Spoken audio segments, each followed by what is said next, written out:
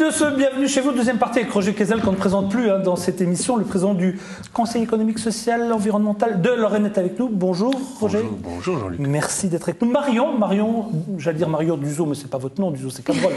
Marion Cabrol qui travaille au Zoo d'Amnéville et qui est responsable pédagogique. Et avec elle, vous savez, chaque semaine on prend un peu plus de culture, chaque semaine un petit. Et là, à côté d'elle, Daniel Béga, bonjour. Bonjour. Alors, Daniel Béga, vous êtes vice-président au Conseil régional de Lorraine. Et si vous êtes avec nous aujourd'hui face à Roger Quézel et nous, c'est que j'avais envie de revenir sur une chose que vous nous avez annoncée il y a 15 jours dans l'Air du Temps avec Jean-Pierre Gégère, nous étions là, et vous nous avez parlé du gaz de houille. Depuis que vous avez parlé de ça, tout le monde parle du gaz de houille, tout le monde se l'approprie, et moi je me suis dit aujourd'hui, on va mettre les choses au point, et on va tout savoir sur ça, qui n'a rien à voir avec le gaz de schiste. Exact. Et pourtant, en Lorraine, on en a plein, et on pourrait le faire. Oui, exact. Et pourquoi on ne le fait pas? Non. Tout à l'heure, il faut faire du teasing. C'est du teasing. Et Virginie Pauvre-Frisson, Marie-Paul viendra nous rejoindre également tout à l'heure. Je voudrais juste que vous disiez devant tout le monde aujourd'hui le petit message que vous m'avez envoyé sur ma boîte de mail. J'ai reçu un petit truc très sympathique de Marion. Je l'ai reçu aussi. Ah, pourquoi elle l'a reçu aussi, elle? Parce qu'elle est concernée. Oui. Pas du tout, c'était pour moi. Oui, alors, mais... dites à nos amis téléspectateurs ce que vous m'avez envoyé. C'était donc une étude scientifique qui prouve que les femmes rendent les hommes idiots. Voilà. Et pourquoi? Tout simplement, leur attention est captée et détournée, et donc les hommes ne pourraient pas travailler avec les femmes. Alors au début, je trouvais que le truc, c'était un peu sympa, un truc tranquille. Et à la fin, on se rend compte que finalement, ça se retourne contre nous. C'est-à-dire que parce que non, mais c'est pas sympa du tout. C'est pas la concentration qui est déviée. Mais ça, on le savait tout. Nous, on le savait déjà. Eux, ils l'ignoraient. Mais Daniel a raison. C'est très mammifère. En parlant à une responsable pédagogique, c'est mammifère. Plus ou moins. C'est comme ça. Comment plus ou moins? C'est comme ça chez les animaux? Ça dépend lesquels. Ouais. Il y en a certains qui ont des structures matriarcales. Donc, et nous, on est plutôt structurés matriarcalement ou pas? Je sais pas. C'est une question difficile. Là, il vous faudra un sociologue pour y répondre. La culture a changé beaucoup les choses. J'ai l'impression. Ouais. Donc ça veut dire que nous, on est incapable. Oui, mais attendez. Ça dépend aussi des femmes avec qui on travaille. Bien sûr, je pense. Si demain, vous nous mettez des... Attention, Jean-Luc. Attention, il est parti sur un terrain glissant. Sur un terrain glissant. Par exemple, des sérieuses travailleuses qui ne pensent qu'à travailler et qui ont toujours froid, donc qui s'habillent toujours très chaudement pour vraiment travailler. On pourra travailler. Oui. Donc, si maintenant vous venez en plein hiver en robe d'été avec un petit chemisier, on aura plus de mal à se concentrer. Je suis d'accord. C'est ça l'étude? Non, mais vous n'avez pas besoin des Américains. Donc vous êtes bien parti sur un terrain un peu glissant quand même. Tout à fait, c'est ça, ça a été validé. Donc ça veut dire qu'ici on est avec des pas travailleuses. Si. Non, on est travailleuses, mais on est distrayantes. Ça, Roger, écoutez bien, vous me le payerez. On parlera à Marie-Paul Wolf juste après. Nous allons maintenant, si vous deviez revenir aux choses sérieuses. Oui. Je ne dis pas que ce n'était pas sérieux. Vous avez bien fait de nous alerter. Oui, si on veut, oui. C'était quand même pas très scientifique son truc. Quand même. Si, c'est une étude. C'est la même étude qui dit que les femmes sont incapables de lire les cartes. Non, pas du tout. Tout le monde sait ça. Pourquoi les voies de GPS, c'est toujours des femmes? Il ne faut pas Non, on peut choisir homme ou femme. Ah, parce que moi j'ai une dame et elle me donne des ordres par moment. Oui. Faites demi-tour. Dès que possible. Et des fois elle me dit restez sur la route, comme si j'allais rouler sur le trottoir. Les voix des femmes captent l'attention des hommes. Voilà. Ah oui, c'est bien ce qu'on vient de dire. Elle capte l'attention des hommes. Donc je avoir une Vous voix de pensez femme. que si je mettais une voix masculine, je ferais plus gaffe à... Ouais, plus rétif. Ah ouais. Ça on sent bien les choses. C'est terrible ces études scientifiques à ce point-là, c'est impressionnant. Non mais jusqu'au GPS, je ne savais pas. Ovi n'est pas formidable. C'est ça. Restons travailleurs et sérieux comme nous le sommes régulièrement dans cette émission. On est très sérieux et concentré. Marion, comme vous êtes notre scientifique, vous allez prendre la parole immédiatement pour immédiatement relever le niveau de cette émission. Est-ce que vous pourriez nous dire de quoi nous allons parler? Alors aujourd'hui, on parle de deux grands primates qui comptent parmi... Qu'est-ce qu'elle va encore nous dire? Allons jusqu'au bout. Non, deux grands primates, donc les gorilles et les orang-outans, qui comptent donc malheureusement parmi les animaux les plus menacés de la Terre. Sont des espèces qu'on a accueillies au zoo d'Amnéville. Les orang-outans, c'était il y a déjà quelques années. Les gorilles, c'est daté d'avril 2012. Qu'est-ce qu'on doit savoir sur les gorilles, par exemple? Voilà, c'est dangereux, c'est pas dangereux, c'est hyper dangereux, c'est quoi? On a des images? Oui, regardez. Alors le gorille, c'est une espèce qui est très impressionnante. Les mâles sont très gros. Là, on a notre mâle Yaquenza. C'est un animal qui pèse 230 kilos. Ah, il peut s'imposer alors. Il peut s'imposer, il est colossal. Les gorilles sont des animaux qui sont extrêmement pacifiques. Ils sont très doux et ils vivent dans des groupes bien structurés avec donc à la tête un dos argenté. Nous, notre dos argenté, c'est donc Yaquenza. Et si on le voit autre que face, vous verrez qu'il a donc le poil gris dans le dos. C'est pour ça qu'on parle de silverback. Et c'est un caractère sexuel secondaire, ça veut dire que si un jour le dos argenté perdait sa dominance, eh bien son dos redeviendrait noir. Il perdrait les poils gris. Ah ouais, c'est à l'inverse de chez nous, quoi. Ah ouais. Ça, c'est méchant pour ceux qui ont les cheveux gris. Non, quand on a des cheveux gris, c'est qu'on vieillit. Alors que lui, quand il perd ses cheveux gris, il devient jeune. Enfin, il devient... Mais c'est s'il perd sa dominance. Il perd son caractère de dominance. Ah, j'avais pas entendu la deuxième phrase. Ah non, ça m'intéresse plus du tout, votre truc, alors. Ah ouais, non, j'avais pas entendu ça, moi. Parce qu'il peut pas rajeunir, en fait, aussi. Ah, il peut pas rajeunir. Ah ouais. Ça n'existe pas. Ah oui, non. Ça n'existe toujours pas, ça. Même dans la nature. Même dans la nature. Zut, alors. Voilà, donc nous en avons 8. Dans un enclos, il y en a 5. Ça, c'est le groupe de 5. Dans le deuxième enclos, il en reste donc 3. Et il s'agit uniquement de mâles. Et ils ont des âges très échelonnés, puisque ça va de 6 ans pour le plus jeune à 27 ans pour le plus vieux. Jusqu'à quel âge, un gorille? En captivité jusqu'à 50 ans. Ils sont nés en captivité, ceux-là? Aujourd'hui, tous les animaux des parcs zoologiques naissent en captivité. Il n'y a pas de prélèvement. Ça, c'est les gorilles de montagne, ça. Dans la nature. Ceux-là sont des gorilles occidentaux. Vous ne trouverez pas de gorilles de montagne dans les parcs zoologiques. D'accord. La population est trop affaiblie. Oui, celle qui est dans le secteur du Rwanda, enfin, Rouvalaisie, etc. Exactement. D'accord. Ah, plus personne ne vient. Quel voyage. Non, mais Daniel, il connaît tout. Ah, c'est incroyable. Et donc, qu'est-ce qu'on doit savoir? Donc là, pour l'instant, ils n'ont pas de femelles. Non, pour l'instant, donc, il n'y aura jamais de reproduction aux autres. Si, ce sera plus tard. En fait, il faut savoir qu'en captivité, il naît 8 gorilles mâles pour 2 femelles. Donc, les femelles sont beaucoup plus rares. C'est le cas pour de nombreuses autres espèces. Et 8 gorilles, on voulait se donner le temps d'avoir des groupes qui soient déjà très forts et très soudés. C'est totalement réussi. Plus tard, on verra pour introduire des femelles. Si on introduit une femelle, ça ressemble à la zizanie? Non, pas du tout. Oh, puisque... Pas du tout. Pas du tout, puisque chez le gorille... Pas du tout. Les dominances s'organisent, hein. Voilà. C'est hiérarchique. Oui, voilà. donc du coup... Ouais, c'est le dominant en fait qui s'accouplerait. Les autres sont de toute façon trop jeunes. Certains ont la maturité sexuelle, mais sont des dos noirs, c'est-à-dire qu'ils n'ont aucun caractère. C'est pas les chefs. Voilà. Donc, Et l'avantage, c'est qu'on est dominant une partie de sa vie, puis après on est dominé. Et le propre du dominé, c'est d'acquérir la dominance. C'est vrai. Et c'est ça, là. Je suis content de t'avoir eu comme prof. Mais c'est difficile. C'est difficile quand on la perd. Ouais. Et on ne peut plus la voir. Ah oui, ça c'est clair. Bon, nous allons poursuivre sur ces bonnes paroles. Quand on dit gorille c'est mâle et femelle. On dit gorille aussi pour une femelle. exact. D'accord, c'est ce que je voulais savoir. Nous avons des images des orang-outans maintenant. Oui. Qu'est-ce qu'on doit savoir sur eux? Les orang-outans sont des singes. C'est ça, hein? C'est tout à fait. Des grands bras. Voilà, c'est eux. Oui, alors ils ont des grands bras. Les orang-outans ont les bras qui sont plus longs que les pieds, puisqu'ils se déplacent en brachiation. Ça signifie tout simplement qu'ils vont étendre les bras sur les branches pour se déplacer avec leurs bras avant. Ce sont des singes arboricoles, donc ils passent la majorité de leur vie dans les arbres. On les trouve sur les îles de Bornéo et Sumatra, donc du côté de l'Indonésie. Ils souffrent malheureusement, sont des victimes de la déforestation. On le verra un peu plus tard aussi avec le reportage sur les gibbons. Et ils sont vraiment extrêmement menacés. Ils sont en danger critique d'extinction, c'est-à-dire que si on ne fait rien pour lutter contre la déforestation, ce sont des animaux qui à long terme auront bientôt totalement disparu de la Terre. Et là, si on observe bien, vous voyez notre petit Douy, juste Ah oui, il est collé à sa maman là. Voilà. Oh là, c'est le grand-père ça. Ça, c'est son papa. Ah, c'est le papa. Oui. C'est le papa. Et donc, le petit est né en juillet. On est extrêmement content puisque les naissances de grands singes sont relativement rares. Ouais. Pour une femelle, on compte une naissance tous les 8 ans. Et le petit va rester accroché à sa mère pendant 1 an et demi à 2 ans. Ah, trop beau. Ah oui, ça grandit doucement. Très doucement. Ouais. Ouais. Mais ils vivent vieux aussi. Hein. Très lent. Ce sont des grands singes. Ils ont une longévité beaucoup plus grande. Donc le temps de l'éducation est effectivement plus grand. D'accord. Et comme ce sont des animaux très intelligents, ils ont un temps d'éducation qui est proportionnel à leur intelligence. Donc les petits sont élevés avec soin et prennent le temps de grandir et de faire des apprentissages. Parfait.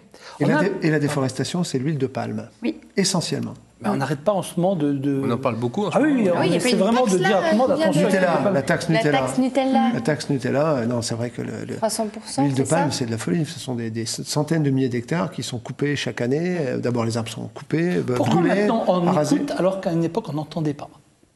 Parce qu'il y a une prise de conscience, tout doucement. La biodiversité, ça devient maintenant un thème majeur, enfin important. peut-être pas suffisamment à nos yeux, mais en tout cas, on se rend bien compte que sans la biodiversité, l'avenir de l'homme est un peu compromis. Donc il faut garder nos ressources, impérativement. On va terminer par un sujet, cette fois-ci. Oui. Alors, c'est quelqu'un qui prend soin des gibbons, parce qu'ils se rend bien compte que si on fait rien, comme disait Daniel, il en resterait plus, quoi. C'est sûr, donc c'est l'association Calaouette qui s'occupe de réintroduire en fait des gibbons qui ont été blessés ou principalement qui Une fois qu'ils ont approché l'homme, Mario, ils peuvent retourner en... Oui, parce qu'en fait, ils ont des protocoles. On n'est pas du tout dans une relation où on essaye d'apprivoiser l'animal. Ils les soignent, ensuite les animaux sont guéris et là, ils les relâchent. Pour ceux, bien sûr, dont c'est encore possible. Mais effectivement, ce sont des associations très importantes puisque, à l'avenir, les gibbons sont aussi des singes très menacés. On parle vraiment de 3 primates qui sont en grand danger et eux aussi, à long terme, disparaîtront puisque leur forêt et leur habitat est en train de disparaître. Les monocultures, comme vous le disiez, sont en train de faire de grandes victimes et la plus grande des victimes, c'est la biodiversité et les gibbons en font partie intégrante. Reportage. Il faut s'enfoncer dans la jungle de Bornéo, à plus d'1 heure de bateau du premier village, pour rencontrer Aurélien Brûlé, que tout le monde appelle Chani.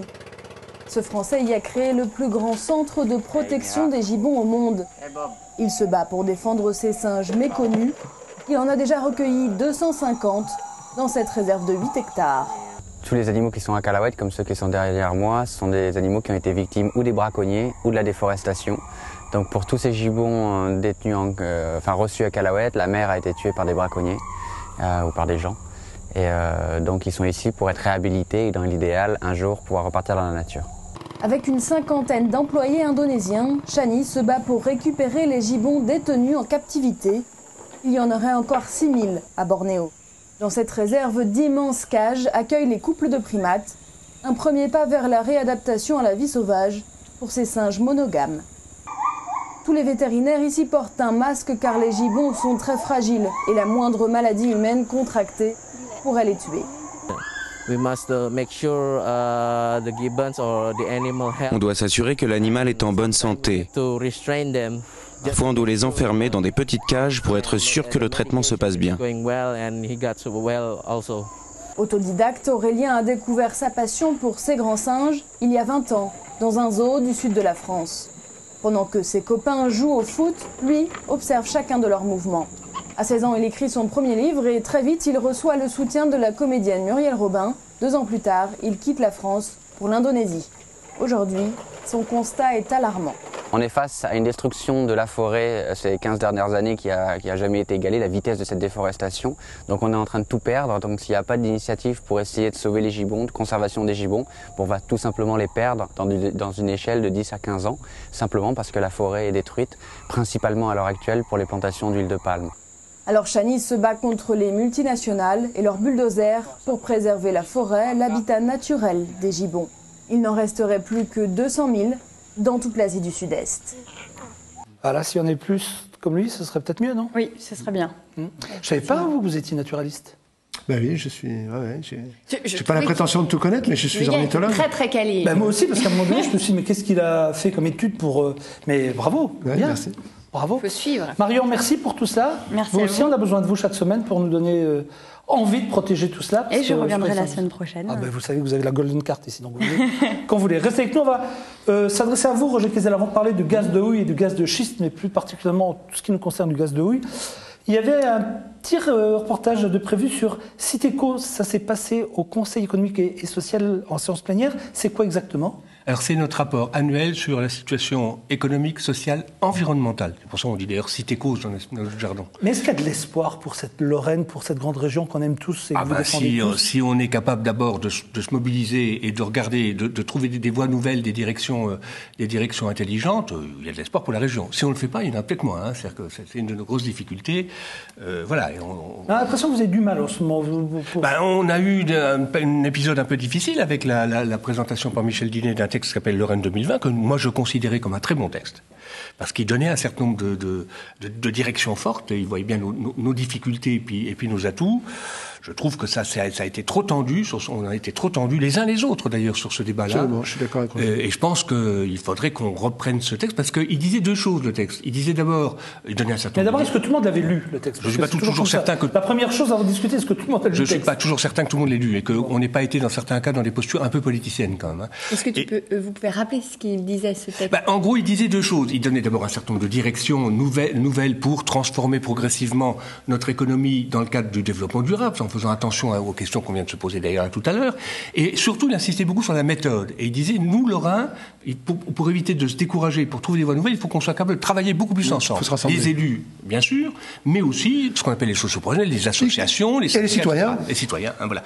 Et donc, moi, j'ai trouvé que cet aspect-là était intéressant. Il a été un peu brocardé, un peu facilement par certains, y compris des amis, de très bons amis d'ailleurs, hein, mais j'ai trouvé que c'était un peu sévère, et en tout cas, je trouve que il faut que Michel Dinet rebatte à nouveau ce texte, qu'on réfléchisse et qu'on essaie de trouver les angles d'attaque pour que nos concitoyens comprennent qu'il y a des directions possibles, Alors, la preuve, c'est que toutes les semaines, on parle des bonnes nouvelles pour la Lorraine, donc il se passe bien des choses. On est la preuve vivante dans cette émission. Voilà, donc c'est ce qu'on a fait au niveau de la Sileco, en lien avec Michel Dinet, qu'on continuera à faire, évidemment. Merci Marion. Reportage.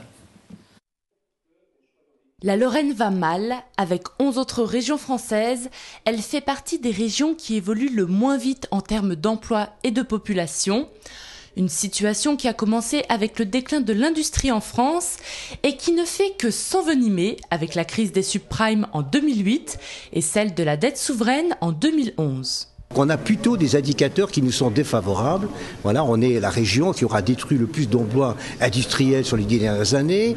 On est la région où on connaît le taux de demandeurs d'emploi catégorie A, B et C, c'est-à-dire la plus importante de France au cours des 10 dernières années. Donc on a plutôt quand même des indicateurs qui sont défavorables. Conséquence, le rythme de croissance démographique en Lorraine est un des plus faibles du pays. L'accent est donc mis sur la relance de la croissance démographique. La priorité, c'est de faire en sorte que la démographie revienne, c'est en fait qu'on nous rejoigne, c'est-à-dire qu'on ne nous quitte pas et qu'on nous rejoigne, parce que c'est aussi de la volonté qu'ont les gens de venir rejoindre la région et de venir investir en Lorraine, c'est aussi ça qui revitalise une région. Et c'est ça aussi qui fait en sorte qu'ensuite on est dans une dynamique d'emploi. Pour retrouver le chemin de la croissance, plusieurs mesures ont été établies par le Conseil économique, social et environnemental de Lorraine. Elles concernent les filières fortes, telles le bois, l'eau ou encore l'automobile, l'aménagement du territoire, l'éducation, la formation ou encore la recherche, les grands atouts de la région. Mais prise en tenaille entre les pays émergents et une industrie haut de gamme, la Lorraine doit trouver sa place. Elle doit pour cela se tourner vers la zone euro et la grande région. La Lorraine s'affiche davantage comme une grande région européenne. C'est ses atouts au niveau de son commerce extérieur, au niveau d'échanges de salariés, au niveau des relations culturelles, universitaires, etc. C'est là que se va construire en grande partie l'avenir de la Lorraine. Un avenir qui s'écrit dès aujourd'hui et sur lequel travaille également le Conseil régional à l'origine du rapport dénommé Lorraine 2020, un document d'orientation à prendre d'ici 2020, approuvé par le CESEL, mais vivement critiqué lors de sa présentation aux conseillers régionaux. Voilà, donc pour ce qui se passe, c'est important que vous soyez au courant. Donc effectivement, ça peut aller mieux, il suffit juste... C'est une question de volonté des uns et des autres, pas seulement des élus, c'est de tout le monde, d'aller vers un certain nombre de secteurs nouveaux, de réinventer des choses. Voilà, est-ce que la Lorraine est assez tournée vers l'Europe? Non, pas assez. Je pense que vis-à-vis de la grande région, on parlait en antenne avec Daniel de tout ce qu'on pourrait faire sur les énergies renouvelables avec les Allemands, par exemple, qui sont tout prêts. On ne travaille pas assez, il faut qu'on soit beaucoup plus actif là-dessus. J'ai vu que du côté de la Meurthe-et-Moselle, l'usine photovoltaïque allait encore prendre de la puissance et allait encore marquer des points, si j'ai bien compris. J'ai vu une dépêche AFP passer. Vous l'avez eu? L'usine photovoltaïque ou l'installation photovoltaïque? L'installation photovoltaïque. Ah, l'installation photovoltaïque. Oui, il est plus que temps. Hein. On a déjà du retard avec les atermoiements à la fois du précédent gouvernement, mais celui actuel est en train de suivre la même pente. On a quasiment cassé la filière photovoltaïque en France, hein, alors qu'on a des bons projets qui sont dans les cartons, qui n'attendent que d'avoir des permis de construire. Mais pour quelle raison, oui? Parce que les énergies renouvelables, jusqu'à présent, ça n'a pas intéressé un certain nombre de grands énergéticiens qui ont considéré que c'était des concurrences déloyales. Et donc les tarifs du rachat du photovoltaïque ont subi une baisse considérable au précédent gouvernement. Et ça a cassé complètement la filière. Même les particuliers qui s'étaient équipés en photovoltaïque et qui revendaient de l'énergie. Ceux-là ont des contrats sur 15 ans. Oui. Donc je peux vous dire que quand on a un contrat sur 15 ans, on a moins la certitude que le tarif de rachat ne changera pas. Non, ce qui n'est pas normal, c'est que quand on veut construire une filière, on ne peut pas tous les ans ou tous les 2 ans changer la règle du jeu. On ne peut pas dire à un industriel, vous allez vous engager, vous allez construire des unités de fabrication et on va vous changer la règle du jeu tous les ans. C'est pas possible. Alors si vous êtes avec nous, Daniel, aujourd'hui, c'est parce qu'il y a 15 jours, là, vous avez déclaré sur ce plateau, et depuis ça fait du bruit, et c'est tant mieux, que nous avions sous nos pieds du gaz de houille, non pas du gaz de schiste, c'est-à-dire du gaz de houille, ce qu'on appelait, quand moi j'étais petit, quand mon père était mineur, le fameux grisou. On l'utilisait déjà à l'époque pour chauffer, non ? Non, le grisou était une contrainte. Mais on pouvait utiliser du gaz de houille pour le chauffer. Je ne sais pas. Il y avait une odeur très très forte. Ça mérite d'être récupéré dans des conditions bien particulières. Mais les mineurs ont connu le grisou parce qu'effectivement, c'était pour eux un danger considérable. C'est énorme. C'est un danger. Alors, si j'ai bien compris, le gaz de schiste, pour le récupérer, il y a une roche qui est imperméable, et le gaz de schiste, on peut le récupérer que par fracturation hydraulique. Là, on voit un peu ce qui se passe sur les images qu'on a. Donc cette fracturation hydraulique, forcément, aujourd'hui, on ne sait pas ce que ça peut donner, on ne connaît pas très bien les choses, on n'a même pas essayé de tester, Daniel, je pense que votre contrôle en France, si. Non, pour l'instant, il n'y a pas de fracturation hydraulique en France. Voilà. La fracturation hydraulique, en fait, c'est d'amener des milliers de mètres cubes d'eau et de les mettre sous pression avec un certain nombre de produits chimiques, notamment des adjuvants et des solvants, pour pouvoir effectivement fracturer la roche. Parce que le gaz est dans toute petite quantité prisonnier complètement dans la roche. Et ça a des dégâts considérables sur la qualité de l'eau, parce que cette eau, quand elle remonte, bien évidemment, elle est complètement polluée, parce qu'on y a ajouté des produits chimiques. Et puis, la technique en elle-même fait que l'ensemble des eaux de surface et des eaux souterraines sont polluées. Donc c'est un vrai problème pour la santé aussi. Alors, c'est les États-Unis et la Pologne. La Pologne qui est en train de s'engager, et ce sont des dizaines et des dizaines de milliers de puits. On ne peut pas faire des recherches pour améliorer le système. Ce qui frappe, c'est qu'on a l'impression qu'on ne veut même pas ouvrir le débat.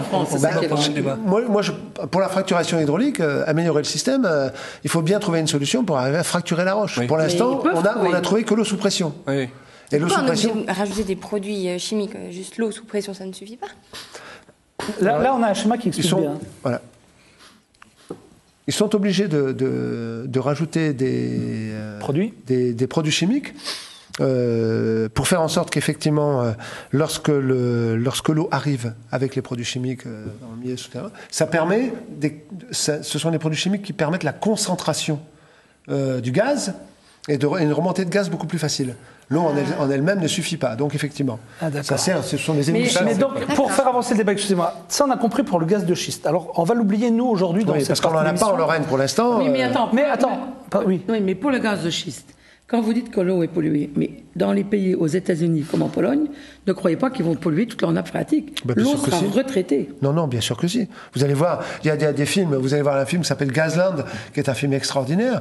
On voit des communes, des villes entières, des cantons entiers qui sont pollués. Les eaux superficielles et les eaux souterraines sont polluées. Peut-être au début. Les Américains ne sont pas particulièrement sourcilleux de l'environnement. Ils le font dans des endroits très isolés. Et vous croyez que la Pologne va se polluer comme ça? Je ne pense pas.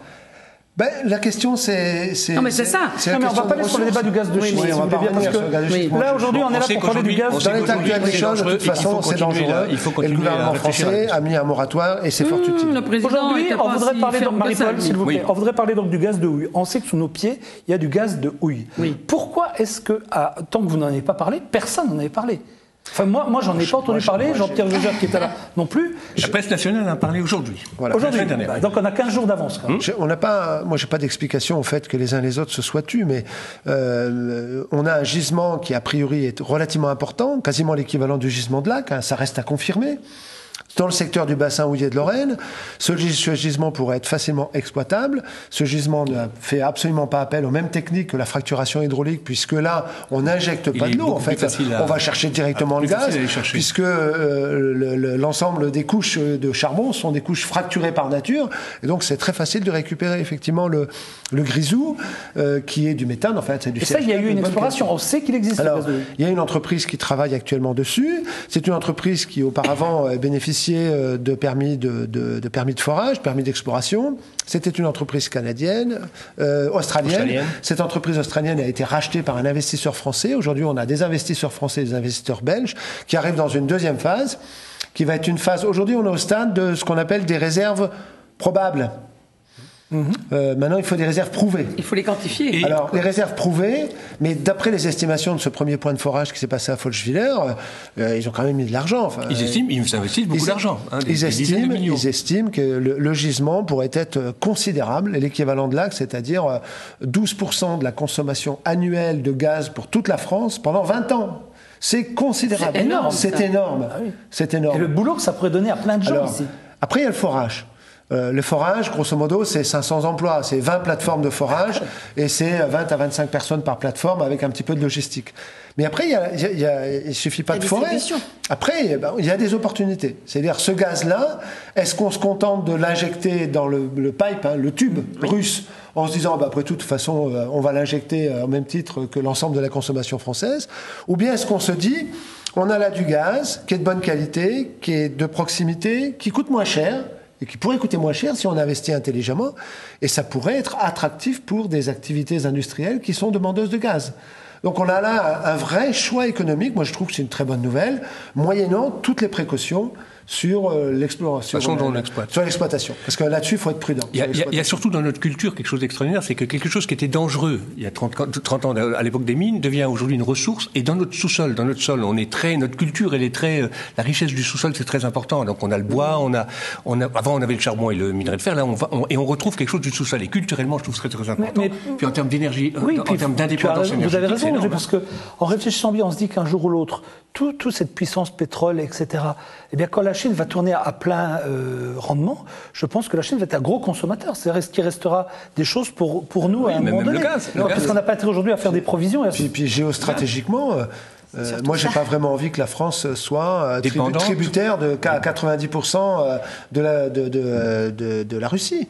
Le gaz algérien est aujourd'hui en diminution, le gaz néerlandais est c'est fini, il n'y a plus de ressources, la Norvège c'est terminé aussi, donc il reste le gaz russe. Et pour l'instant, on voit bien la pression que fait le gaz russe. Ça a des incidences géopolitiques majeurs. Donc, tout ce qui peut servir à notre indépendance, et on va a fortiori pour notre région, c'est une bonne nouvelle. C'est une bonne nouvelle pour la France. Roger, où est-ce qu'on en est au niveau du CES et de la région? Non, on suit ça, mais je crois que l'étape suivante, c'est maintenant de le faire inscrire dans ce qu'on appelle le contrat de projet. C'est-à-dire qu'il faut que l'État et la région se mobilisent autour du truc. Je pense que ça va venir. Écoute, à force d'en parler toutes les semaines, je pense que c'est pas évident, chère madame.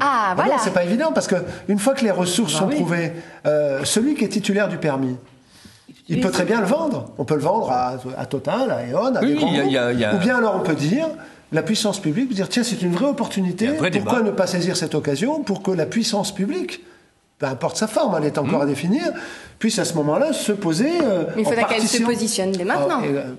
Il faut attendre le stade des réserves prouvées. Il y en a pour 2 ans. L'entreprise 2 ans, ça passe vite, va faire ses forages. Qui a financé les recherches là? Alors actuellement, c'est un industriel français qui est très très impliqué, qui a d'ailleurs toute une équipe extrêmement compétente autour de lui, qui lui, je le disais, a racheté effectivement l'entreprise australienne, qui avait d'ailleurs quelques dettes, il a mis ça à jour, et aujourd'hui, ce sont des groupes de financiers comme les assurances AXA, comme la banque Rothschild, comme Albert Frère, qui sont des investisseurs qui ont l'habitude en général de mettre de l'argent dans des secteurs qui sont profitables. Exactement. Voilà. C'est pas des fous. Je voulais faire ce point avec vous, parce que là, il ne reste plus que 30 secondes, mais c'est important.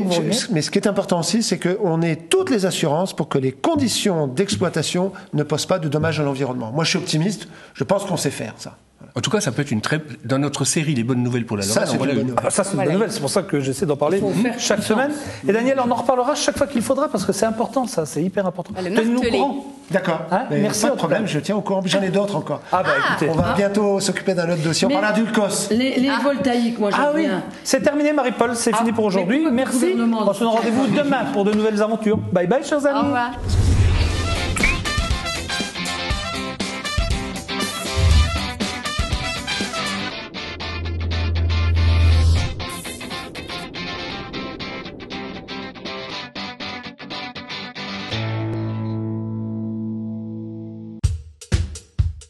Être chef d'entreprise, c'est beaucoup de responsabilités. J'ai trouvé quelqu'un réactif et disponible, qui s'investit comme moi. Je suis Lorraine, j'ai trouvé ma banque.